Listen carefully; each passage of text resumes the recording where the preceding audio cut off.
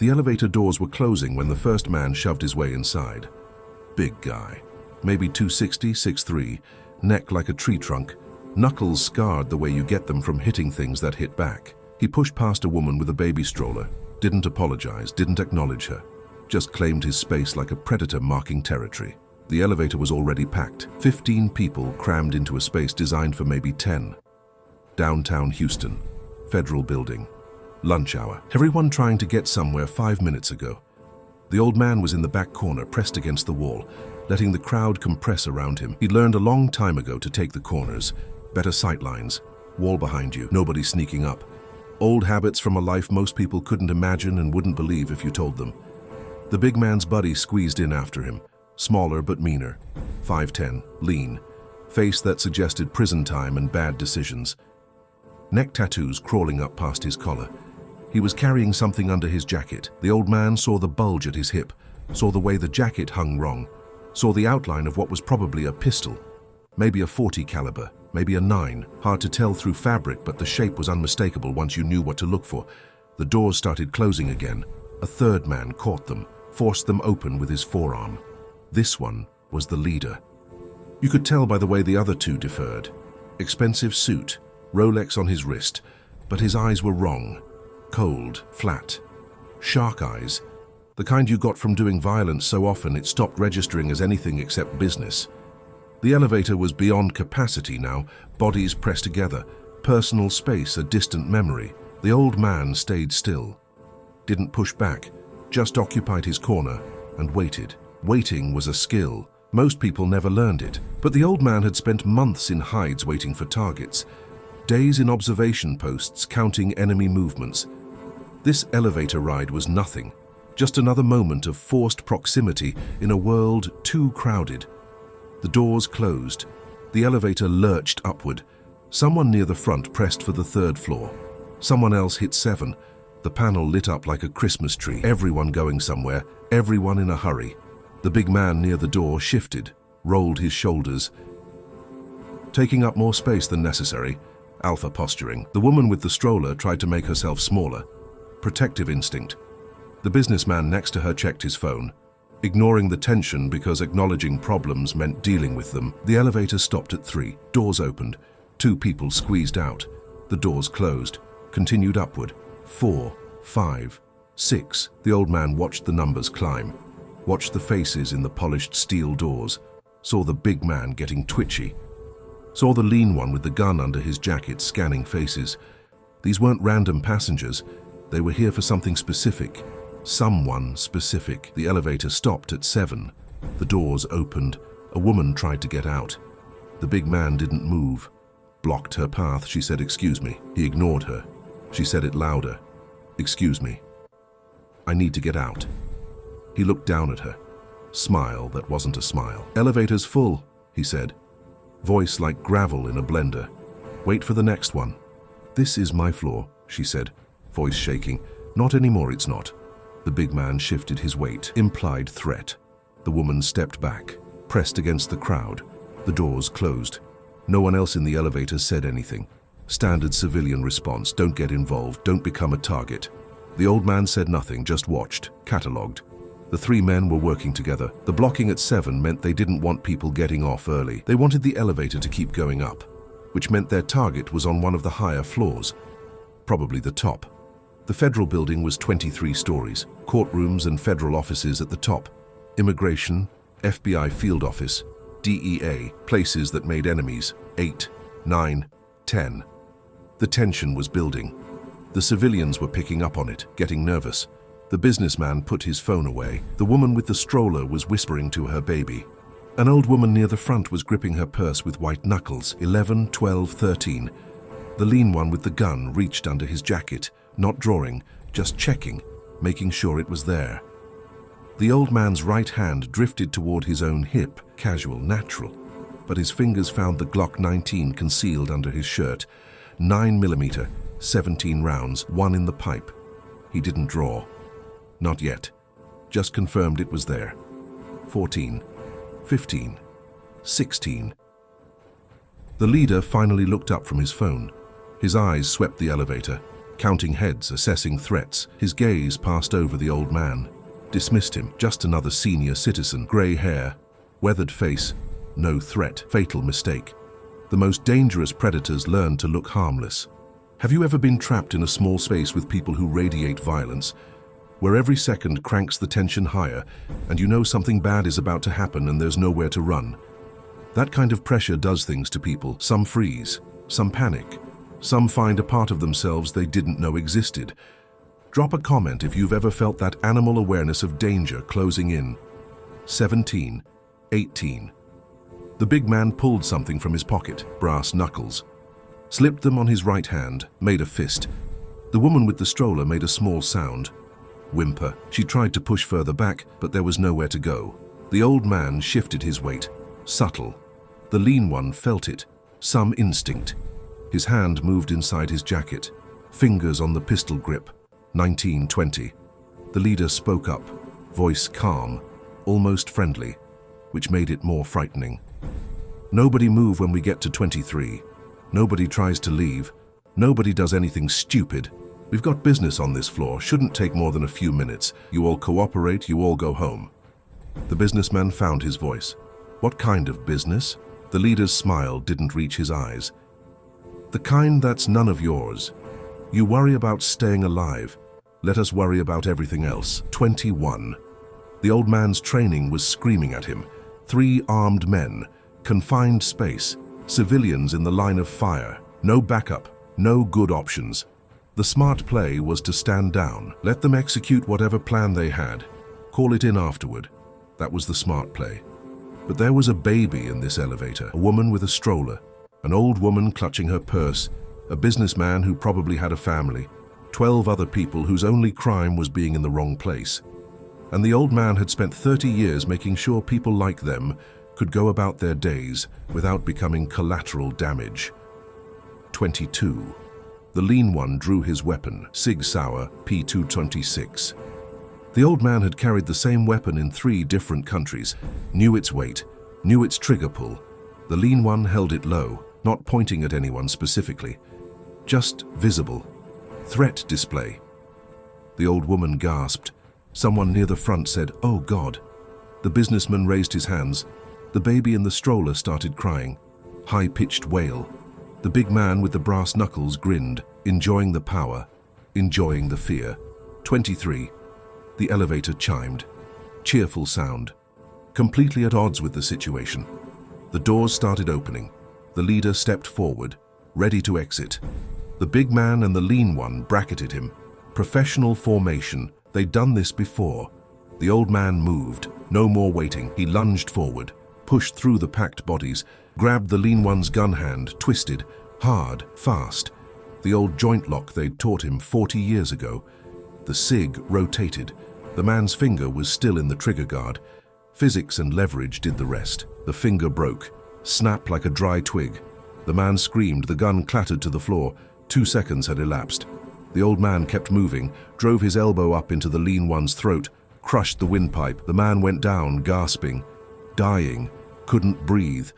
The big man was turning, brass knuckles coming around, haymaker punch, telegraphed. The old man ducked under it, came up inside the man's reach, drove his palm into the big man's nose, strike from the base, through the target. Cartilage and bone gave way. The nose shattered. Bright blood exploded. The big man staggered back. 4 seconds. The leader was drawing his own weapon, Glock 22. 40 caliber. He was fast, trained. The gun was clearing the holster, already tracking toward the old man. The old man couldn't reach him, too far. Time stretched. He could see the barrel coming up, could calculate he was about to get shot. Then the businessman moved, grabbed the leader's gun hand, wasn't trained. Just desperate and brave and stupid. The gun went off, deafening. The round punched through the elevator ceiling. Glass and plastic rained down. The businessman held on. The leader kneed him in the gut, head-butted him, but it bought time. 2 seconds. The old man drew his own Glock, smooth, practiced. He fired, once, center mass. The leader's suit bloomed red. The man looked down at his chest, surprised. People always were. The leader's legs gave out. He collapsed. The big man with the broken nose was recovering, coming forward, blood pouring down his face, rage overriding pain. He charged. The old man sidestepped, grabbed the back of his collar, used his own force against him, threw him face first into the elevator wall. The big man's head hit steel with a sound like a hammer on a gong. He dropped. 7 seconds total. The elevator doors were still open. People in the hallway were screaming, running. The old man stood in the center, gun still up. Still tracking, making sure no other threats emerged. The civilians were plastered against the walls, shock on their faces. The old man lowered his weapon, not holstered, just low ready. He looked at the lean one on the floor, still gasping, still dying. The man's eyes found his, pleading. The old man looked away. Some things you couldn't fix. Security burst through the stairwell doors. 4 guards, weapons drawn, shouting commands, everyone on the ground. The old man complied, lowered himself carefully, kept his hands visible. Let them be heroes securing the scene. They swarmed him, kicked his gun away, put him face down, zip-tied his hands, searched him, found his concealed carry permit, found his military ID card, retired but with a classification level that required phone calls. The lead guard looked at it, looked at the old man, looked at the 3 men on the floor. "Sir, can you tell me what happened?" The old man's voice was calm. 3 men took control of the elevator. Armed, they announced intention to conduct business on this floor. Civilians present, including a minor. I assessed them as imminent threat and responded with appropriate force. The guard nodded slowly. "You former military?" "Yes." "What branch?" "Army. Long time ago." "What did you do?" "This and that," the old man said. Non-answer. The kind that told you everything by saying nothing. The guard got it, nodded, backed off. Police arrived. Paramedics. The elevator became chaos. Crime scene techs, detectives, federal agents, everyone wanting statements. The civilians were separated. Standard procedure. The old man was cut loose from the zip ties, given his weapon back, cleared as a good Samaritan. Self-defense was clear. Multiple witnesses. Threat was evident. Use of force appropriate. All the boxes checked. The lean one died in the elevator, crushed windpipe. The leader died in the ambulance. Single gunshot to the chest. Severed pulmonary artery. The big man survived. Concussion, broken nose, fractured skull. He'd face charges. Turns out the 3 men were hired muscle, contract killers, brought in to eliminate a witness scheduled to testify in a federal racketeering case. The witness was on the 23rd floor. Protected custody, US Marshals, but someone had leaked the location. Someone had thought 3 armed men could walk into a federal building and execute a hit in broad daylight. They'd almost succeeded. Would have if not for an old man in the corner who'd decided that standing down wasn't an option. The detectives wanted to know how he'd done it. How someone his age had moved that fast, had been that effective. The old man gave them the basics, joint locks, pressure points, economy of movement. They nodded like they understood. They didn't. You couldn't explain decades of training in an interview room. The businessman who'd grabbed the leader's gun was getting treated for bruised ribs and a concussion, but he was being called a hero. News cameras outside, reporters wanting interviews. The story was going viral. Armed citizen and brave businessman stop assassination attempt. The old man declined interviews, just wanted to give his statement and leave. But the woman with the stroller found him first, walked up while he was waiting for paperwork. She was still shaking, baby still fussy. But her eyes were clear. "Thank you," she said. Everything compressed into 2 words. He nodded. "Your baby okay?" She looked down at the stroller. "I think so. Scared. But okay. Because of you." "Because of a lot of people," the old man said, nodding toward the businessman. "That man bought me time, risked his life. He's the real hero." "You're both heroes," she said. Then she stepped forward, hugged him, brief, tight. Gratitude that couldn't be repaid. Then she pulled back, pushed her stroller toward the exit, back to her life, back to normal. Have you ever had someone thank you for something that haunts you anyway? Where you know you did the right thing, but it cost pieces of yourself you'll never get back. Where the math says you saved lives, but the weight says you took them. Drop a comment if you've carried that burden. The old man was cleared to leave 6 hours later. Evening by the time he walked out. News vans still outside. He avoided them. Slipped out a side exit, caught a cab. Changed cabs twice. Made sure no one followed. Old tradecraft. Never led threats back home. His apartment was small, Quiet neighborhood. Nobody asked questions. He climbed the stairs, unlocked 3 deadbolts, checked the windows, checked the closet, cleared the space the way he'd been trained, making sure he was alone. He sat in his chair by the window, single chair, no couch, no television, just a chair where he could watch the street. He sat there for an hour, thinking about the lean one's eyes as he'd died, about the leader's surprise, about the baby crying, about all of it compressed into 7 seconds that would replay forever. This was the cost, not the violence itself. That was easy.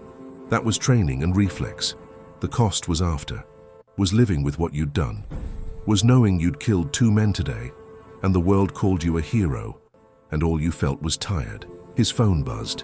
Same satellite number as always. Same contact from the old life. Text message, saw the news, you okay? He typed back, alive, functional, pause, then 3-on-1 in an elevator, aggressive odds even for you. Getting sloppy? He smiled, small, brief. Typed, just keeping sharp, use it or lose it. Another pause, then, you did good work today, saved lives. That matters. He didn't respond, pocketed the phone, made coffee, black, strong. Drank it standing at the window, watching normal people live normal lives. The news would cover it for a day, maybe 2. Then something else would happen. The world's attention span was measured in hours.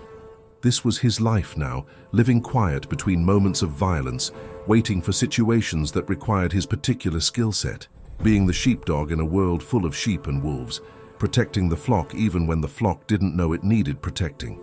Tomorrow he'd wake up, do his exercises, maintain his fitness, clean his weapons, go about his day. Just another senior citizen, invisible, unremarkable, dangerous only when circumstances demanded it. And if those circumstances came again, if another elevator held another threat, he'd move, he'd fight, he'd do what needed doing, because that was the job, being ready, being capable, being willing to step up when everyone else stepped back. That was what separated him from the civilians in that elevator. Not better, not worse, just different. Just willing to pay costs they shouldn't have to pay. The coffee went cold. The night deepened. The old man stood at his window, watching, ready, always ready. Because somewhere in this city or the next, someone would threaten someone else. Some predator would pick a victim. And maybe if the geometry aligned and he happened to be in position, he'd stop them. Or maybe he'd die trying. Either way was acceptable. Either outcome served the purpose. The protection of those who couldn't protect themselves. That was his function, his purpose, his reason for maintaining skills most men his age had forgotten. The 3 men in the elevator had learned the hard way, had pushed into a space they thought was safe, had threatened people they thought were helpless, had encountered a variable they hadn't planned for. An old man in a corner, quiet, patient, harmless looking, absolutely lethal when necessary. They died for that mistake, or 2 of them had. The third would wish he had once he realized he was facing life in federal prison, once he understood that 7 seconds of bad decisions had cost him everything. The old man felt nothing about that. No satisfaction, no regret, just the flat acknowledgement of cause and effect, actions and consequences.